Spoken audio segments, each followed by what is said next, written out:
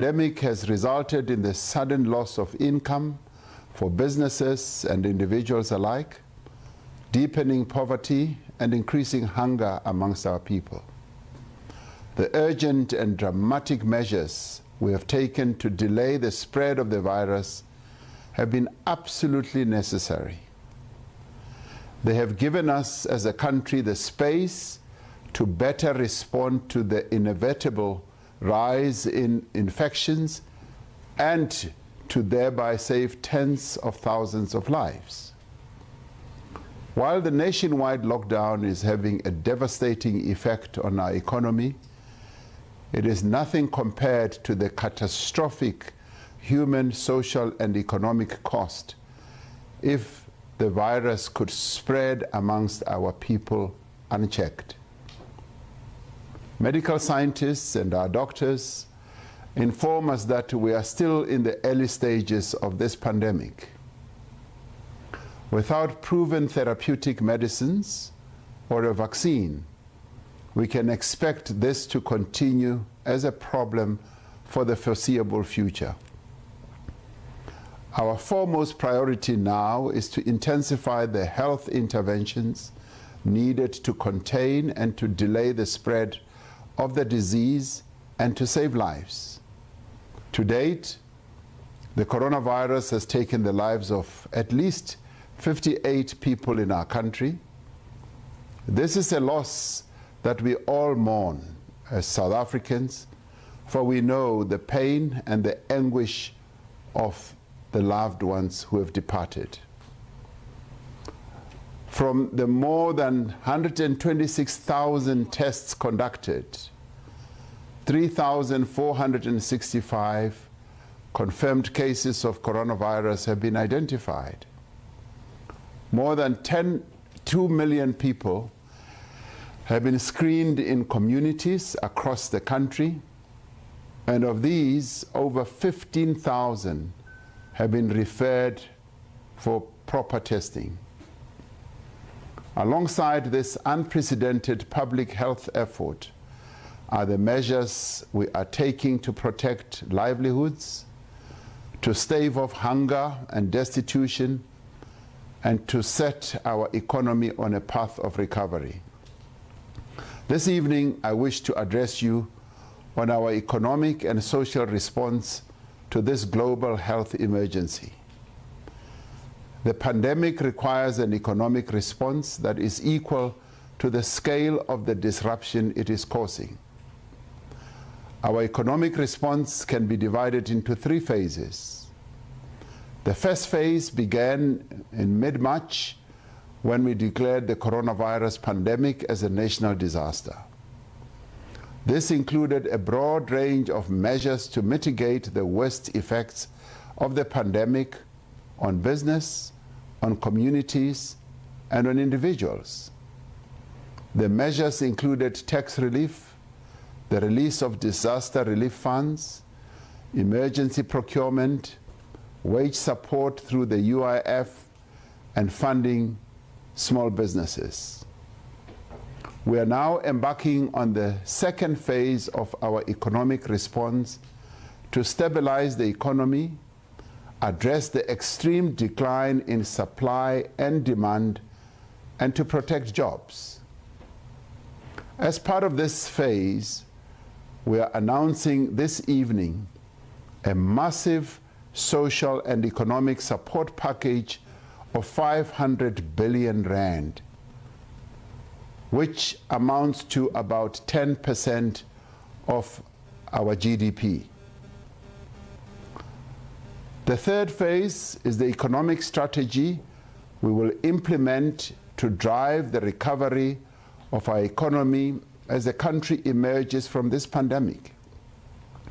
And central to the economic recovery strategy will be the measures we will embark upon to stimulate demand and supply through interventions such as substantial infrastructure build program, the speedy implementation of economic reforms, the transformation of our economy, and embarking on all other steps that will ignite inclusive growth in our economy.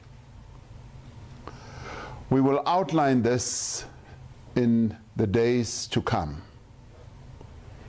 Over the past few days, we have been in consultation with various stakeholders. We've met with business, labor, and community constituency in Nedlec. We've met with our premiers, MECs, and metro mayors, and with the members of the Presidential Economic Advisory Council. Following these meetings, Cabinet considered various proposals and finalized the social relief and economic support package that stands at the center of the second phase of our economic response. This involves, firstly, an extraordinary health budget to respond to the coronavirus pandemic. Secondly, the relief of hunger and social distress. Thirdly, support for companies and workers. And fourthly, the phased reopening of the economy. The impact of the coronavirus requires an extraordinary coronavirus budget of around 500 billion rand to direct resources towards fighting the pandemic. This will include the reprioritization of around 130 billion rand within our current budget. The rest of the funds will be raised from both local sources, such as the Unemployment Insurance Fund, and from global partners and international finance institutions. To date, the World Bank, the International Monetary Fund, the BRICS Bank, the New Development Bank that is, and the African Development Bank have been approached and are working with the National Treasury on various funding transactions. Some of these institutions have created financing packages that are aimed at assisting countries that are having to address the coronavirus crisis like us. This funding will be used in the first instance to fund the health response to coronavirus. An amount of 20 billion will be directed towards addressing our efforts to this pandemic.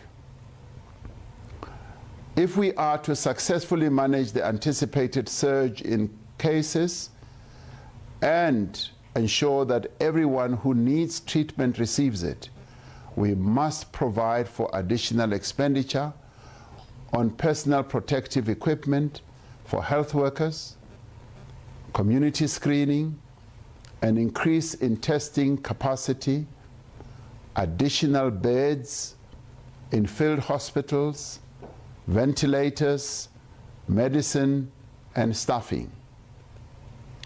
The nationwide lockdown has had a negative impact on the revenue of municipalities at a time when the demands on them are increasing.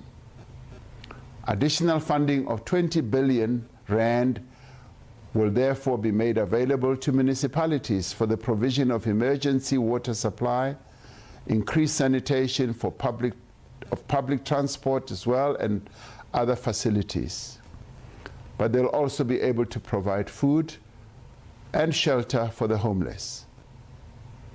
Details will be announced in the adjustment budget tabled by the Minister of Finance. Another significant area that requires massive additional expenditure is the relief of hunger and social distress in our communities across the country. While we have put in place measures to protect the wages of workers in the formal economy and have extended support to small, medium, and micro-sized businesses, millions of South Africans in the informal economy and those without employment are struggling to survive. Poverty and food insecurity have deepened dramatically in the course of just a few weeks. To reach the most vulnerable families in our country, we have decided on a temporary 6-month coronavirus grant. We will direct 50 billion rand towards relieving the plight of those who are most desperately affected by the coronavirus. This means that child support grant beneficiaries will receive an extra 300 rand in May, and from June to October, they will receive an additional 500 rand each month. All other grant beneficiaries will receive an extra 250 rand per month for the next 6 months.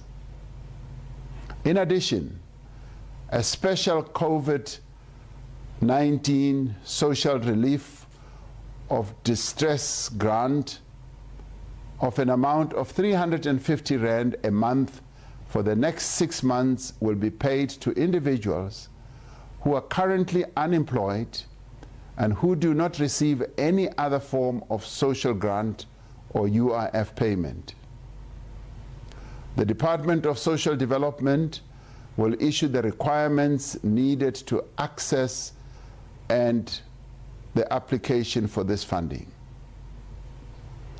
We recognize that food distribution capacity of the government is not adequate to meet the huge need that has arisen since the start of the epidemic.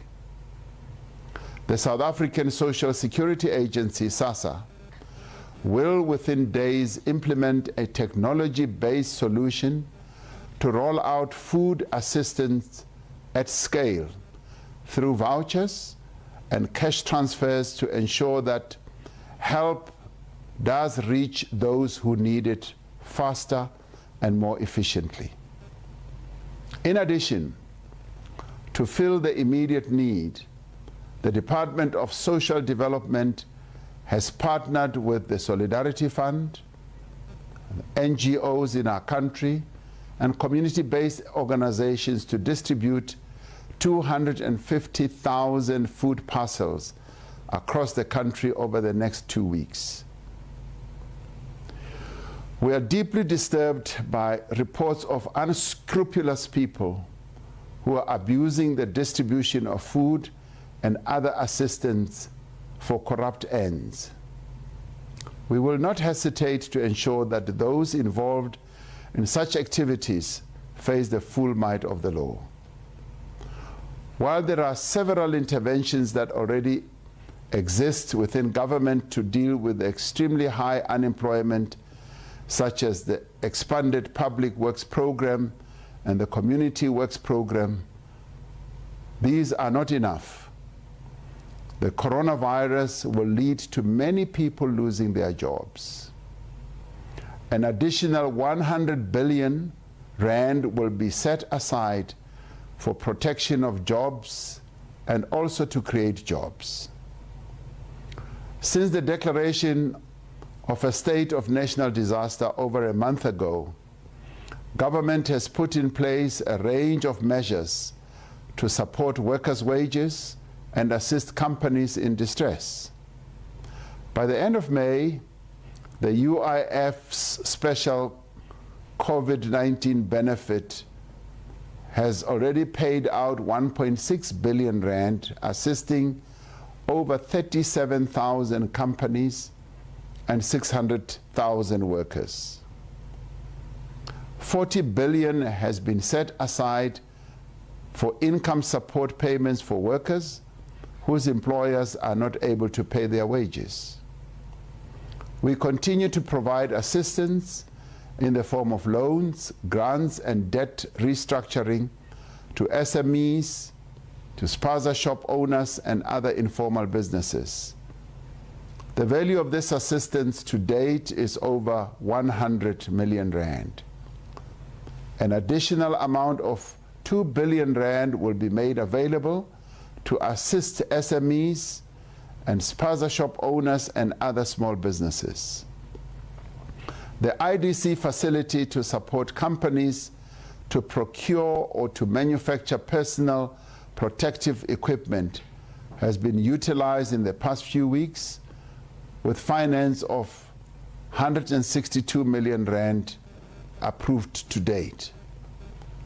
Other forms of support have been extended to artists, to athletes and technical personnel, as well as to waste pickers and public works participants in the environmental sector. While these measures are providing obvious relief to many companies and workers, it is clear that there is a far greater need across the entire economy. We will therefore be introducing a 200 billion loan guarantee scheme in partnership with the major banks in our country, the National Treasury, and the South African Reserve Bank. This will assist enterprises with operational costs, such as salaries, rent, and payment of suppliers.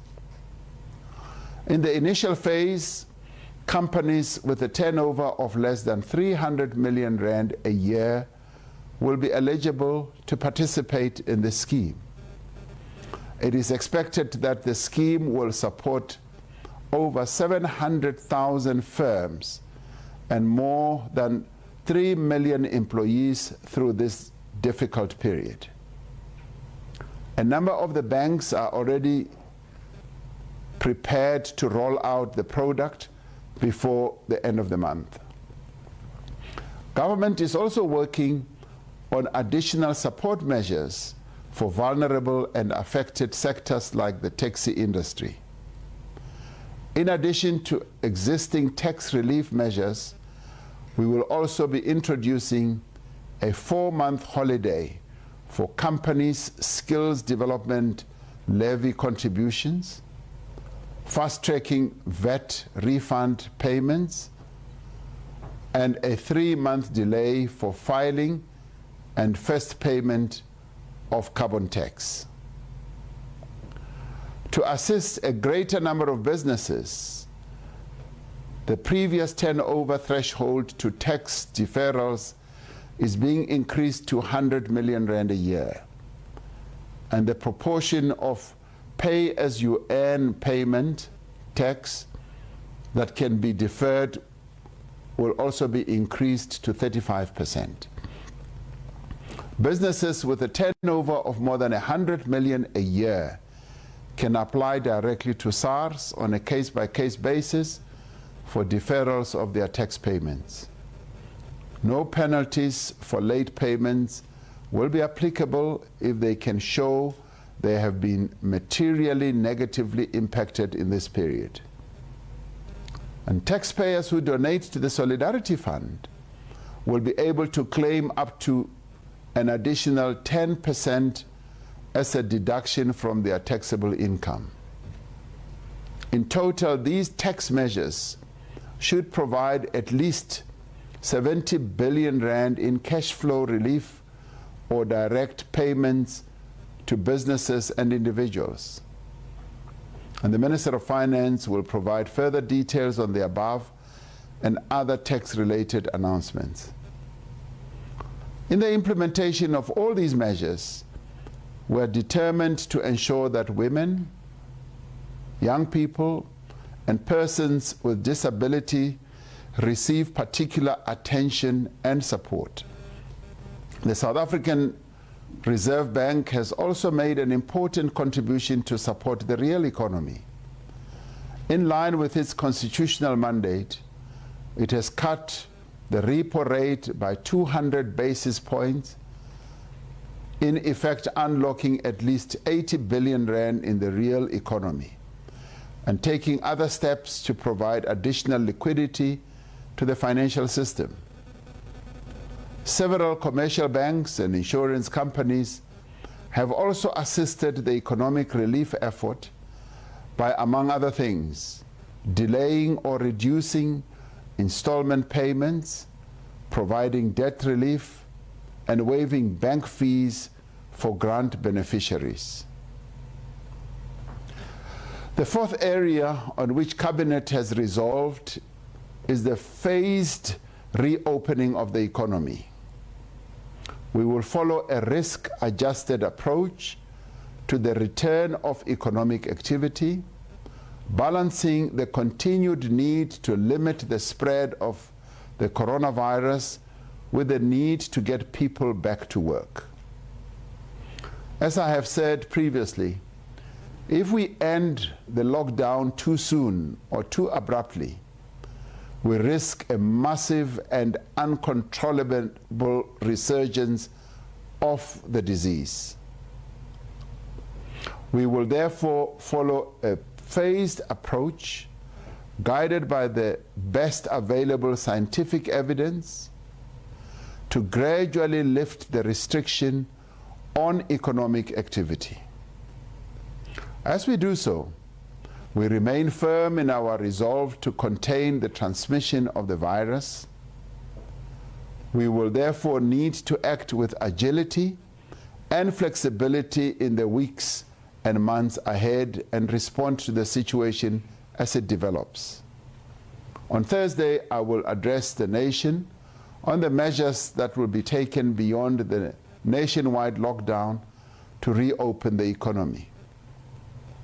This crisis will not last forever, and the day will come when these measures are no longer needed.